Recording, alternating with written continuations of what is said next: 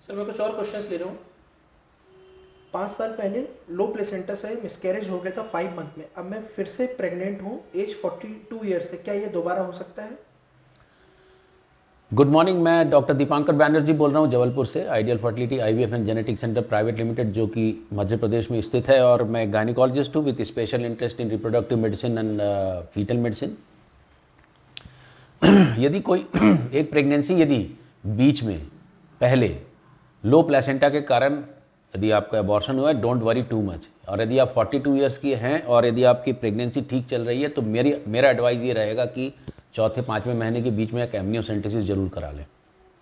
Sir 2020 में एक ectopic pregnancy हुई थी, अब दोबारा क्या हो सकती है? ये बहुत इंपॉर्टेंट क्वेश्चन है कि एक्टोपिक प्रेगनेंसी 2020 में हुई थी, तो 2020 में एक्टोपिक प्रेगनेंसी हुई क्यों? दो ट्यूब्स होते हैं, ये बच्चेदानी होती है और ये अंडाशय से अंडा निकल के यहाँ से अंदर जाता है और यहाँ से स्पर्म जाके दोनों मिलके एक भ्रूण बनाते हैं। बच्चा बनने का शुरुआत नलियों में ही होता है, फिर इन नलियों में हरकत होती है, हरकत से इस भ्रूण को भीतर बच्चेदानी में भेज दिया जाता है, बढ़ता है, पनपता है, तो एक साधारण प्रेगनेंसी होती है।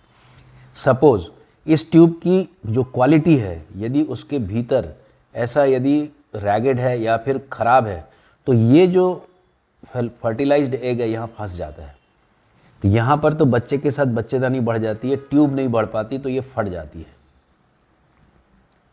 अब इस तरफ यदि एक बार किसी को हुआ तो दूसरी ट्यूब यदि अच्छी होती तो ये यहाँ पर प्रेगनेंसी करवा चुकी होती। इसका मतलब दूसरी ट्यूब अच्छी नहीं है, इससे बेहतर जो बेहतर थी उसने काम करने की कोशिश करी और एक्टोपिक हो गया। तो जिस भी महिला को यदि एक एक्टोपिक हुआ है और फिर से वो पीरियड मिस करती है तो मान के चलना चाहिए कि फिर से एक्टोपिक हो रहा है, अनटिल प्रूव्ड अदरवाइज, जब तक कि आप उसको नकार ना दें और प्रेगनेंसी को आप बच्चेदानी के भीतर ना देख लें। Most of the time normal fertilization में दो प्रेगनेंसी नहीं होती, आईवीएफ में हो सकती है कि एक यूट्रस में हो एक ट्यूब में हो, बट यदि यूट्रस के भीतर प्रेगनेंसी दिख गई तो बहुत सारी चिंताएं दूर हो जाती हैं। यदि आप बीटा एससीजी करा रहे हो तो 6000 के आसपास टीवीएस से और 10,000 के आसपास ट्रांस एब्डोमिनल अल्ट्रासाउंड से ये दिख जाता है। सर आईवीएफ में लॉन्ग प्रोटोकॉल क्या होता है? आईवीएफ के बहुत सारे प्रोटोकॉल होते हैं। एक होता है जैसे कि हम पीरियड के सेकेंड डे से जब करते हैं तो इसको शॉर्ट प्रोटोकॉल बोलते हैं। ये आजकल ज़्यादा चलन में है क्योंकि हम एंटागोनिस्ट यूज़ करते हैं।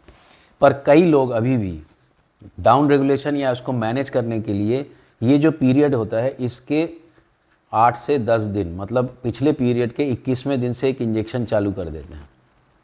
ये चलता रहता है, इसके बीच में पीरियड आएगा, उसके सेकेंड या थर्ड डे से फिर इंजेक्शन अंडा बनाने वाला देते हैं। तो जब ऐसे करके करते हैं और यहाँ पर फिर ओवम पिकअप होता है तो ये तब तक चलता रहता है। जीएनआरएच एनालॉग, ये बुसारलिन भी हो सकता है, ल्यूप्राइड भी हो सकता है, डेकापेप्टाइल भी हो सकता है। ये जो लंबा समय तक देने का जो रिवाज है लॉन्ग प्रोटोकॉल कहलाता है।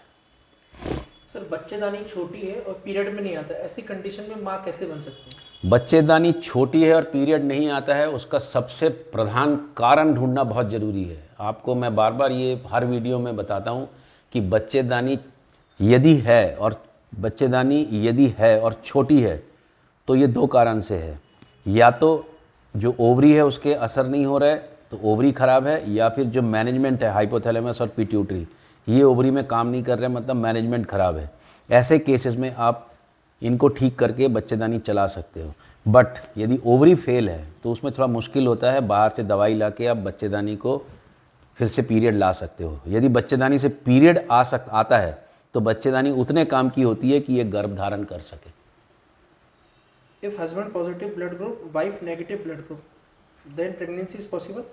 It is possible, it is not a problem. If it is RH negative wife, then you should be little bit vigilant and you should be with your gynec that you are negative, then they will do some test for RH incompatibility and lot of things can be done to get a healthy baby. Sir uterus prolapse के बाद दोबारा pregnancy हो सकती है? Uterus prolapse के बाद दोबारा pregnancy हो सकती है। यदि आप यूट्रस का प्रोलैप्स का ऑपरेशन भी करा लें तो भी प्रेगनेंसी हो सकती है। इवन प्रोलैप्स्ड यूट्रस में भी प्रेगनेंसी होती है। सुनने और जुड़ने के लिए बहुत बहुत धन्यवाद। यदि आप इस चैनल को, इस वीडियो को अभी तक देख रहे हैं तो हमारे इस यूट्यूब चैनल को सब्सक्राइब करिए और आप हमारे इंस्टाग्राम जैसे जिस पर मैं अभी लाइव हूँ उसके आइडियल फर्टिलिटी के पेज और फेसबुक के आइडियल फर्टिलिटी पेज को सब्सक्राइब करें ताकि दूसरों और इसको शेयर करें ताकि दूसरों तक ये जानकारी जा सके। सुनने और जुड़ने के लिए बहुत बहुत धन्यवाद।